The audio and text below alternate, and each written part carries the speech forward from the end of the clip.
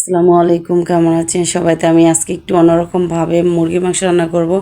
তো প্রথমে আমি চুলায় একটা কড়াই বসিয়ে দিয়ে পরিমাণ মতো সয়াবিন তেল দিয়ে দিয়েছি, দিয়ে কেটে ধুয়ে রাখা বলার মুরগির মাংসগুলো দিয়ে দিয়েছি, দিয়ে এলাচ, দারচিনি, লবঙ্গ, তেজপাতা, স্বাদ মতো লবণ, চামচ জিরা বাটা, আদা রসুন বাটা আর গোলমরিচের গুঁড়ো দিয়ে আমি এখন ভালোভাবে নেড়ে চেড়ে ঢাকনা দিয়ে ঢেকে আমি 10 মিনিটের মতো মাংস রান্না করে নিব।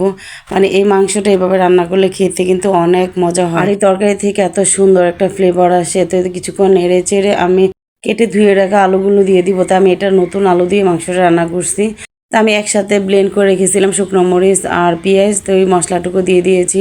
আর 1 চামচের মতো হলুদের গুঁড়া, হাফ চামচ মরিচের গুঁড়া দিয়ে ভালোভাবে নেড়ে চেড়ে ঢাকনা দিয়ে ঢেকে আমি কিছু সময় নিয়ে মাংসটা কষিয়ে নিব।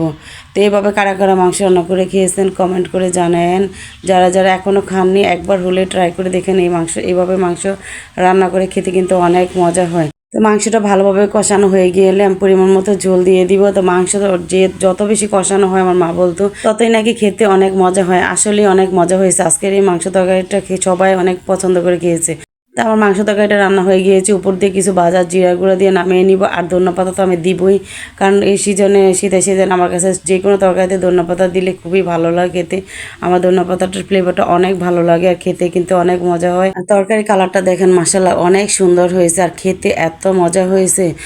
তো আজকে মাংস দিয়ে খাওয়ার জন্য একটু সবজি খিচুড়িও রান্না করছিলাম, কয়েক রকমের সবজি মিক্স করে। এই খাবারটা আমি একটা প্লেটে বেড়ে নিয়েছি, আমি পাশের ফ্ল্যাটের ভাবিদের বাসায় দিব।